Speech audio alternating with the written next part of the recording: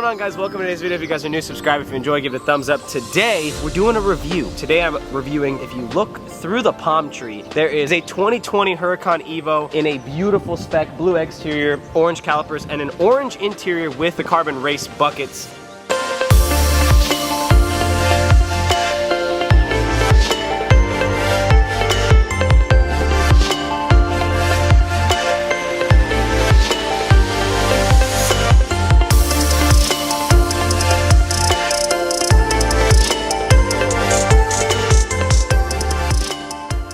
And I'm really excited. I was actually with Nassim over here. Hey Nassim, you wanna come say hi? If you guys wanna check out Nassim, he does rentals, so if you guys want any exotic cars, there's a Urus, there's a Huracan Spider, an Evo, which is actually a really rare opportunity to be able to rent. I'll have Nassim's Instagram link down below. But I was just with Nassim the other day looking at the car, and then he's like, hey, you wanna review it? I'm like, hey, nah, yes, I would love to review it. So, we're here right now. We're gonna pull it into the middle of this little lot. We're gonna get some shots, just because you guys like shots. You could take some shot, okay, that doesn't make sense. And then I'm gonna take it actually to lunch, which is like 9 miles away. And then I'm gonna take a long way. We'll get a little bit of canyon driving. Maybe I'll somehow plan it to go through a tunnel because people like tunnels. I don't know what's gonna go on, but let's get into it. Probably sounds like ass.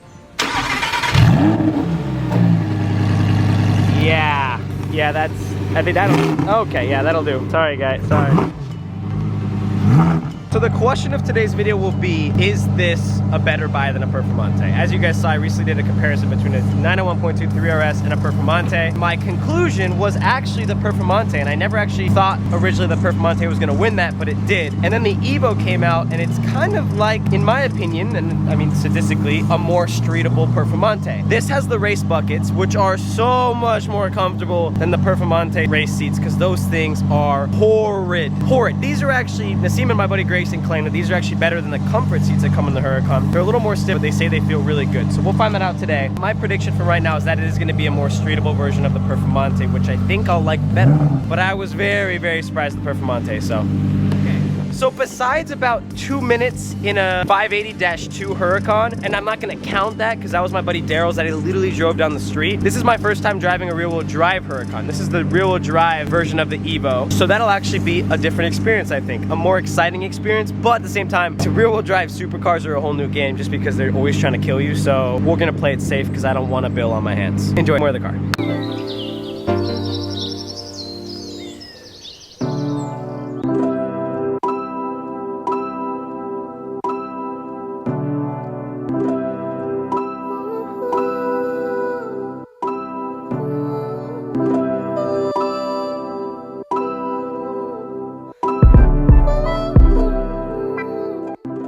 Let's throw the car in sport for right now, and we are off in the 2020 Huracan Evo rear-wheel drive.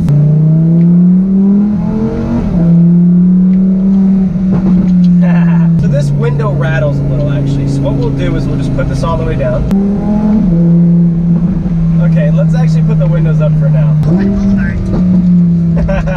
I have it in sport right now just because we love burbles, and it obviously burbles a little less than Corsa, so we're in sport for right now. We'll then move up to Corsa later, especially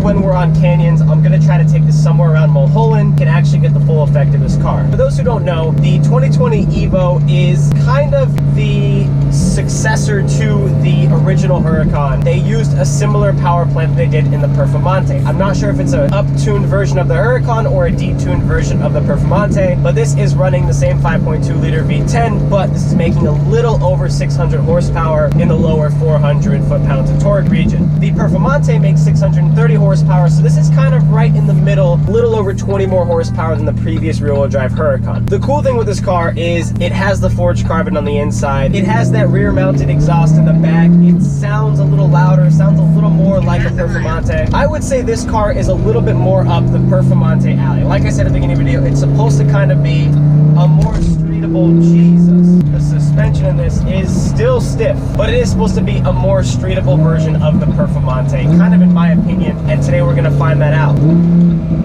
Transmission feels amazing, as the dual clutch always is in this car. Keep in mind, I just came out of my GT4, so this is years quicker, but I already feel the steering wheel's a little less tight than it would be obviously in a Porsche, but we are in a Huracan, so I'm not saying the steering is beautiful, I'm just saying it just is gonna be a little a little more forgiving than obviously my GT4. Just being in here obviously feels much more important than a lot of cars. You can tell it's a supercar. Let's see how she goes. Let's do it with the windows down.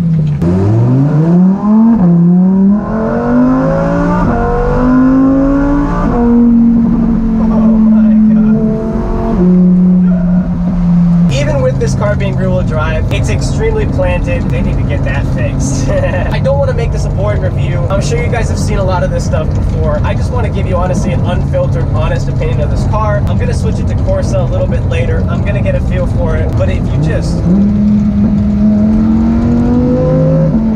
oh boy, is it good to be back in an exotic car. It's been a little while. My GT4 is exotic. This is super.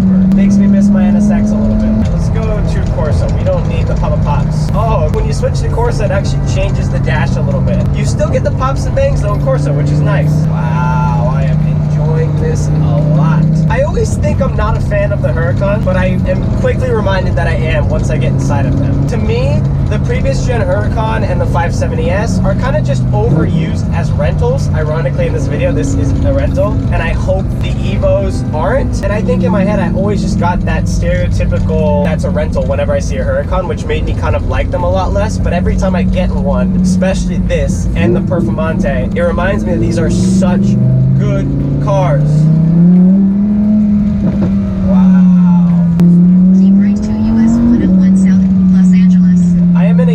Huracan Evo, and I'm definitely a cop's first priority. So oh wow, once you put it in a Corsa, the steering tightens up a lot. That's why in sport the steering's a little more mellow, a little bit more dailyable, should we call it. That's the cool thing with the Huracan platform. You can use them as dailies. Like, these engines are bulletproof. I've heard of people doing over 100,000 miles on the 610-4 engine in the previous gen Huracan, which I'm sure this engine is exactly the same. So you can literally daily drive these cars, and they're comfortable. These seats, I have to mention, absolutely shit, excuse my French, on the Performante bucket seats. The Performante race seats are horrendous. I hope this window is not ruining the audio too much. Oh. Wow, in Corsa. Just beautiful. It always takes me some time to get used to the blinkers in this car, that they're mounted on the steering wheel, kind of like a 458. I've actually never driven the Huracan platform around a canyon, and that's one thing that I was sad about with the Performante, that I've heard it's just an absolutely different animal around a canyon, kind of like my car, but my car's not really comparable to these cars. So today I'm really excited to be able to bring this around Mulholland, and that's where I want a majority of this video to be, because that's where this car is supposed to be. But like I said, you can daily it. So what I'm gonna do, spend some time in it. I'm gonna take it to lunch, I'm gonna stare at it a little bit, and then I'm gonna get back to you guys with my final opinion. Yay, traffic in the Huracan Evo, beautiful! This right here is the best thing they could have done.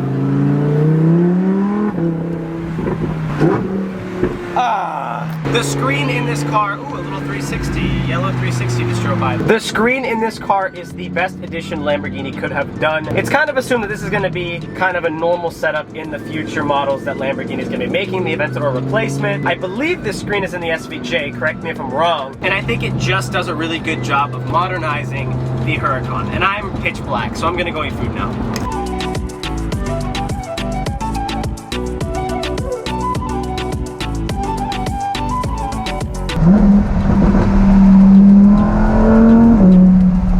Right now we have a little freeway on-ramp pulse.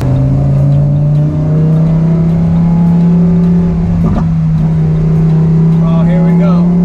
We will count this as a tunnel run.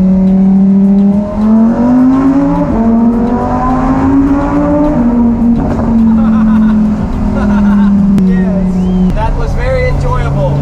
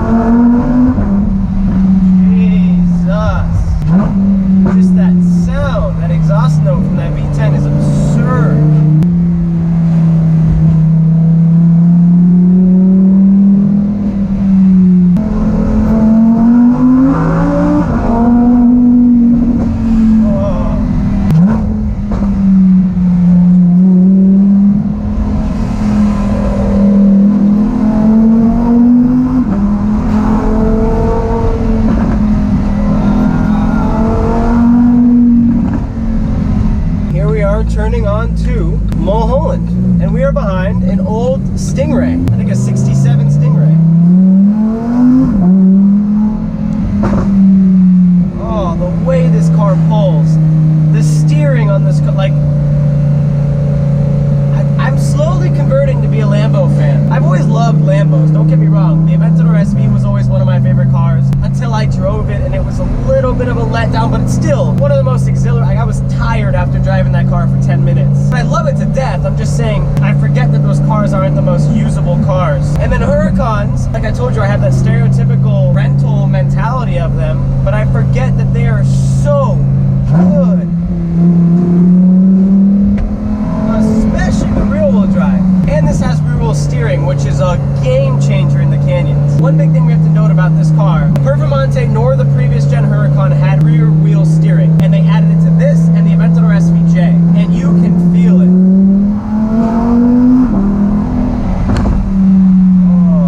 Oh. Just gonna kind of hang back a little bit so I can get some time here.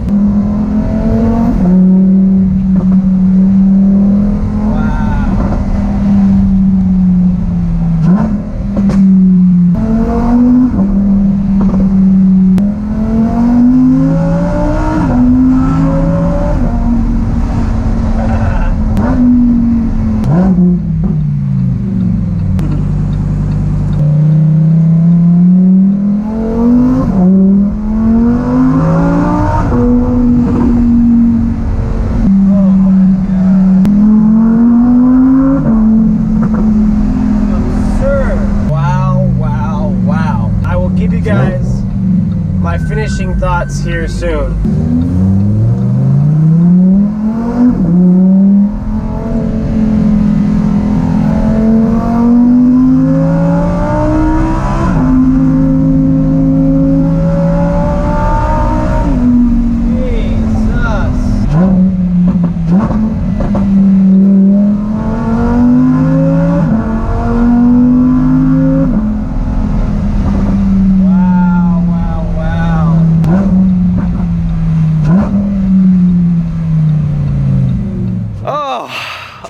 We are back. That is a wrap. Right before I pulled in, I kind of said on the GoPro, I'm not sure if I put the clip in or if you guys heard it or not. I think we've answered the question. And I think I actually had a really good prediction. This car is exactly what I was wondering at the beginning of the video. This is exactly, in my opinion, a more road-going, more dailyable version of the Huracan Performante. That car is kind of amongst the same level of a 3RS, where you kind of feel like you're doing it a disservice when you drive it on the road. And the suspension is super harsh. Those seats that come in that car, unless you spec the comfort seats, are horrendous. Hands down the worst seats in the world. These actually look better and are way more comfortable. The suspension is better. The four-wheel steering makes it easier, more maneuverable if you ever need a U-turn or something. Honestly, if I were to spec a Huracan, I would do an Evo, rear-wheel drive, in pretty much this exact configuration. This is running steel brakes, right? Yep. I've honestly always wondered if these big companies like McLaren, Lambo, Ferrari were even doing steel brakes anymore, just because I kind of figured they spec'd everything with carbon ceramics because I'm used to Porsche where that's like a big option. I would spec steel brakes if the carbon ceramics were a super big price. It didn't really make sense. The brakes felt amazing. I didn't have an issue with them, but my first time driving the Huracan around a canyon was phenomenal. The rear wheel drive, like I said, in first gear didn't even slide tires, even if you stepped on it. So unless you're an idiot, sorry, you'd actually be hard pressed to like feel unsafe in that car. But again, huge shout out to Nassim. I hope you guys enjoyed this review. It was kind of straightforward. I didn't want to do anything crazy. My arm hurts from lifting my camera up. I was testing my GoPro. And then one day we got to get Nassim in a vlog driving the GT4 because he said he's never driven one and he loves them. So a video to come. That is facts. We have to do a Huracan Evo versus GT4. Yeah,